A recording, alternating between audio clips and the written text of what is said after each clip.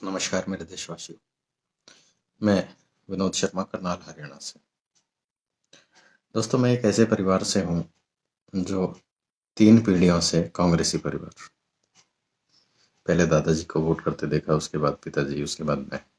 राहुल गांधी जी ने जब यूथ कांग्रेस में इलेक्शन सिस्टम शुरू किया, मैंने लोकतांत्रिक तरीके से इलेक्शन लड़के वो युवा कांग्रेस का इलेक्शन भी जीता और पार्टी के लिए काम किया। लेकिन ये वीडियो बनाने से पहले मैंने बहुत सोचा कि बनाऊं या ना बनाऊं, लेकिन दिल पे एक बोझ है जो मैं आप लोगों से साझा करने आया हूँ। पिछले एक लंबे अरसे से पार्टी का चरित्र मैं देखने और समझने की कोशिश कर रहा हूँ, आप लोगों से साझा करने की। और जितने मेरे कांग्रेसी साथी हैं या हमारे लीडर जिनको हम मानते हैं वो हैं, मैं एक चीज साझा करना चाहता हूँ। कोविड काल भी देखा, दिल्ली के दंगे भी देखे, किसान आंदोलन भी देखा, बंगाल की हिंसा भी देखी, विरोध भी देखे। अगर ये हमारी पार्टी का चरित्र है, राम राम दोस्तों, ऐसी पार्टी से वजह बताता हूँ। विरोध नहीं है। आपके परिवार का कोई बड़ा बुजुर्ग अगर गलती कर रहा है तो बच्चों का फर्ज है उसको बताए, लेकिन वो बुजुर्ग अगर मानने को तैयार नहीं थे, या तो बच्चे घर छोड़ दें या बुजुर्ग को निकाल दें। फैसला देश करेगा और पार्टी का उन लोगों को करना है जो अपना दिन रात भूख प्यास अपनी 10 उंगलियों की कमाई का हिस्सा उनको देती है, लड़ते हैं इनके लिए ग्राउंड लेवल पे। दोस्तों, पार्टी अध्यक्ष और उनका बेटा बहुत लंबे टाइम से पार्टी अध्यक्ष बने हुए, कोई आवाज नहीं, कहीं तो आवाज आती।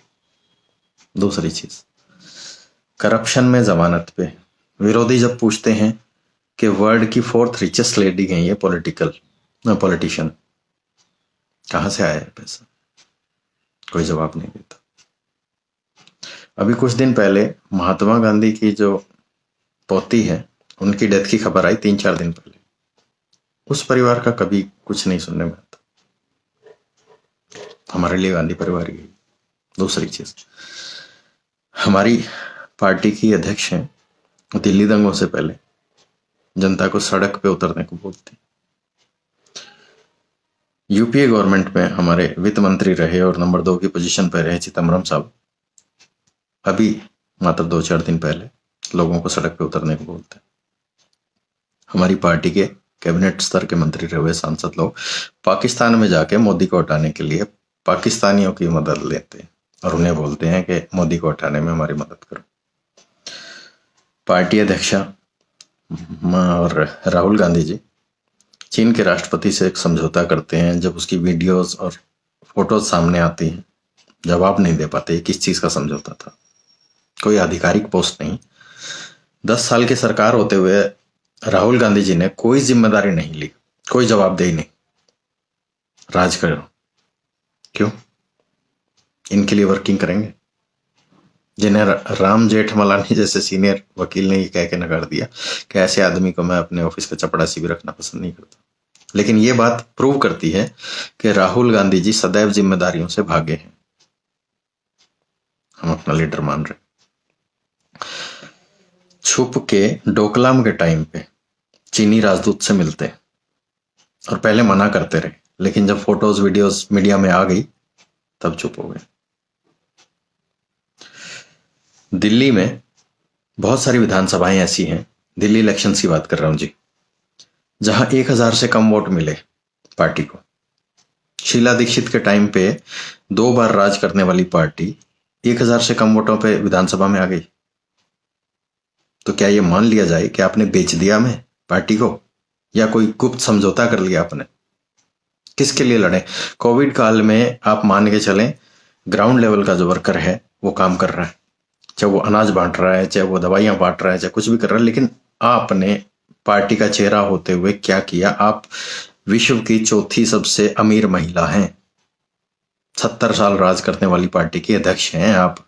देश देख रहा है आपकी तरफ, पूरी पार्टी का कार्यकर्ता जो जमीनी स्तर पे काम करता है वो आपके मुंह की तरफ देख रहा है, लेकिन जब लोग पूछते हैं नजरें नीची हो जाती हैं हमारी।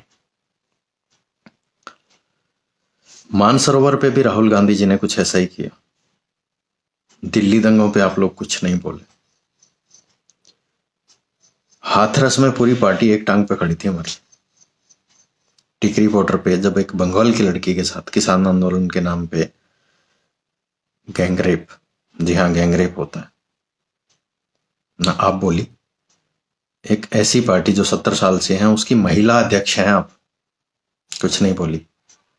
माननीय प्रियंका गांधी वाड्रा जो कि आने वाले टाइम में कमान संभाल सकती हैं, चुप। क्या ये चरित्र है हमारी पार्टी का? नहीं दोस्तों, ये ऐसा नहीं था। इस परिवार ने ऐसा बना दिया और हम लोग अपने निजी स्वार्थों में इतने डूब गए कि विरोध तो हम करना ही भूल गए। कास्टिज्म के नाम पे ये पार्टी लड़वाती है।